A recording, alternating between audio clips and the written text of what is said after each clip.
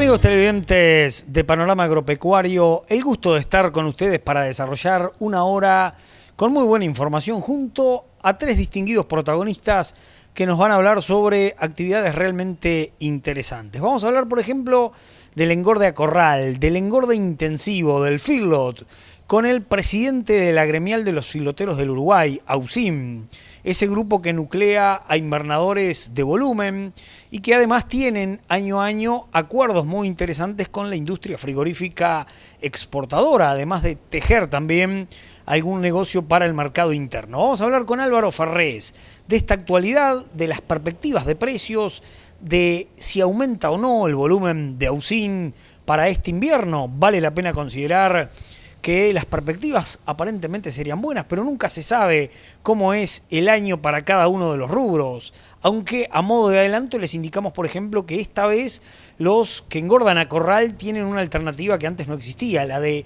engordar novillos fuera de cuota, porque la industria aparentemente en algún caso está necesitando de esas novilladas que antes no quería o que no le permitía cerrar negocios y que hoy, debido a una escasez de gordo, las puede llegar a precisar. Tenemos una linda nota con Ferrés que habla también de los mercados internacionales, la competencia de Uruguay en el mundo, para realmente terminar todos bien informados sobre lo que pueda acontecer en un invierno que ya ha presentado algunas señales de buenos valores, por más que están lejos de los precios destacados que tuvimos en los últimos años. Vamos a hablar también con el contador, productor agropecuario, empresario del departamento de Cerro Largo, Diego Ferrari.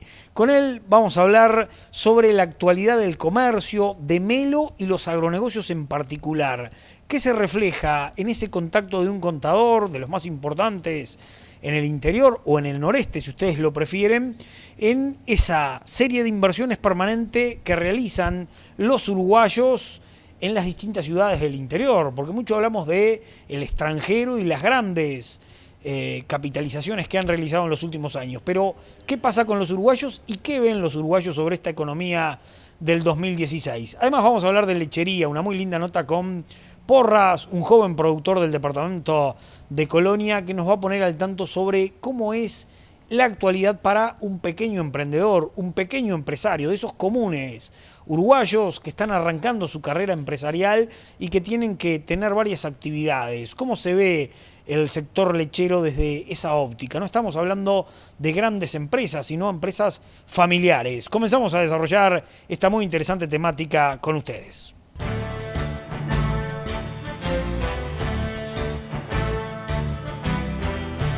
Comencemos a disfrutar la mejor información regional y nacional. A partir de este momento, Ramiro Ceballos y compañía.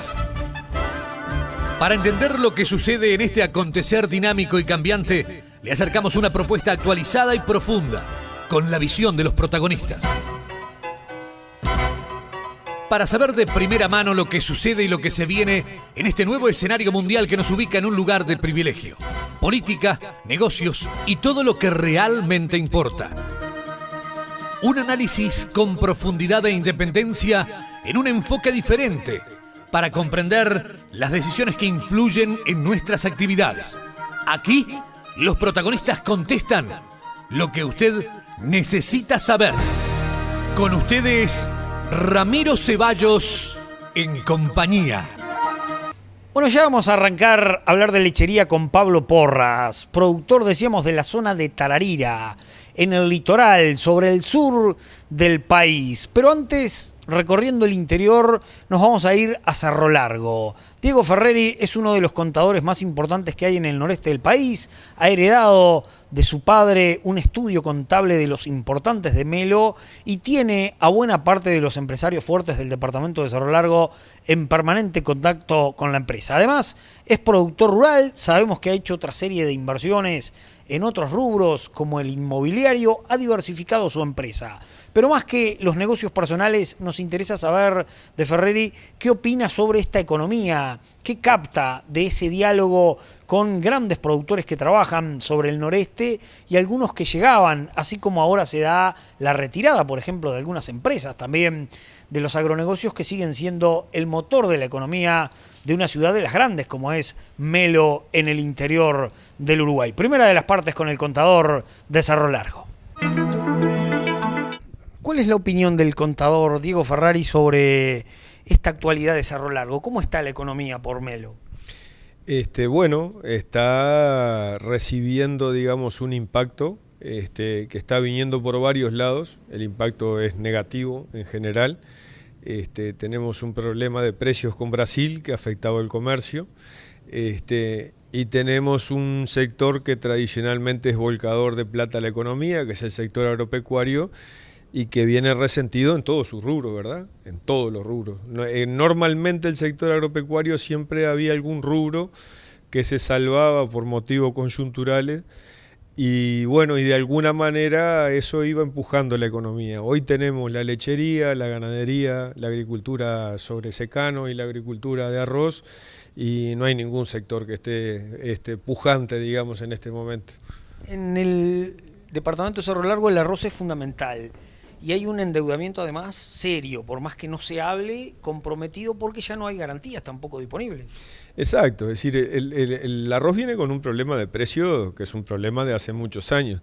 Inclusive por noticias que he recibido en estos días sobre esta zafra que si bien se vio afectada por las lluvias, como el arroz sufre menos, digamos, que los cultivos sobre secano, hay intenciones de la industria de cobrar algo del sobreprecio que habían pagado el año pasado, con lo cual si los números venían ajustados, pienso que de concretarse esta situación va a ser un momento muy difícil para el sector en general, ¿no? Claro, quizás a usted no le corresponde opinar porque trabaje para algún molino, pero da la sensación de que con el capital que tiene el molino puede esperar mejores oportunidades, pero el arrocero ya está sumamente arrinconado. Y sin duda, pienso que es así, es decir, el molino, si bien su negocio tiene altibajos, como dice la palabra, tiene momentos altos y momentos bajos.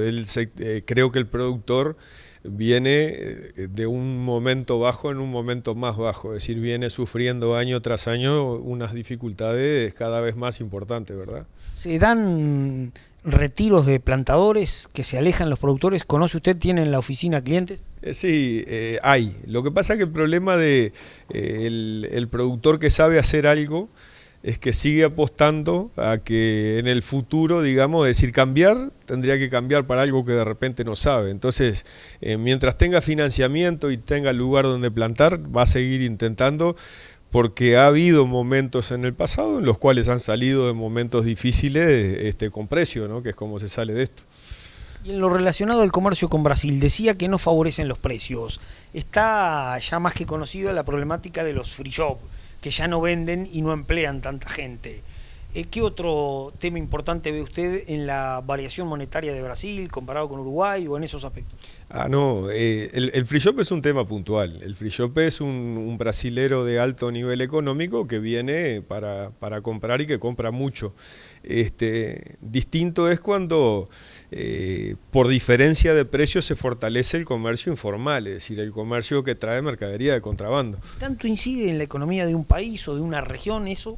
Muchísimo. En este departamento, muchísimo. Nosotros dependemos tal vez más de la relación de precios que tengamos de Brasil que de cómo funciona la economía en Uruguay. ¿Los empresarios fuertes de Melo tienen negocios del lado brasilero, por ejemplo, o apuntan a ese comercio de bagallo? No. El empresario grande, digamos, en general trabaja, es el que recibe, digamos, el coletazo de la baja de precios en Brasil. Son en general gente que trabaja con mercadería uruguaya, ¿no?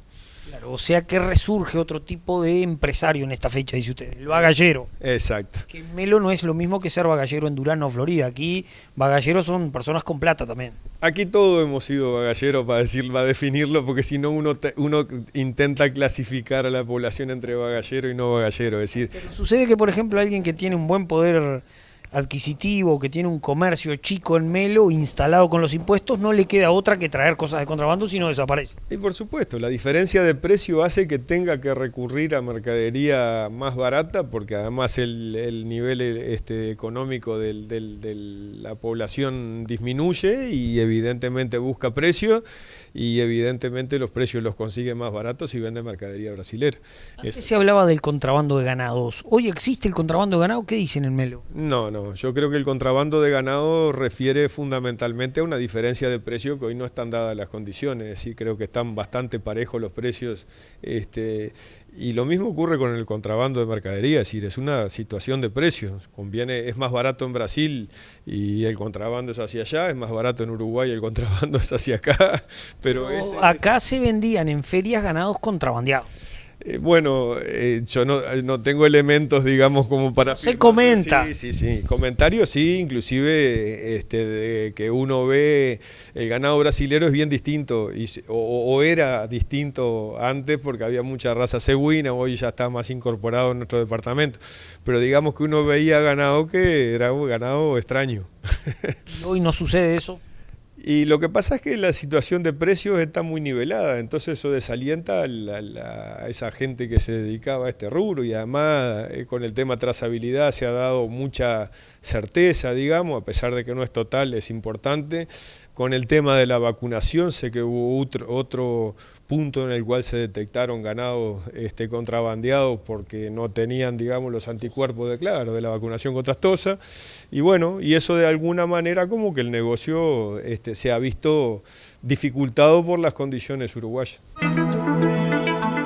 El sábado 11 de junio en Lascano, en el local Don Ignacio, remata Carlos Bachino la genética de Cantúa, Aras Constanza y Aras María Guillermina. Financia el Banco de la República. Se venderán 28 yeguas puras sangres para reproducción o deporte, hijas de reconocidos reproductores clásicos como Mogador, Esa Jones, Patio de Naranjos, Gulpa George, Lac Explorer, Wrangler, Don Omar, Beau Sultán, Gertie, Sadler Road, Fiscarraldo, Hardy, en destacadas líneas maternas argentinas, brasileñas, americanas y chilenas. Además, 7 potrancas, hijas de los importados Relento, Cayetano P, Divine Halo, Potriguar y Live Your Best. Por información en www.carlosbachino.com, en 12 cuotas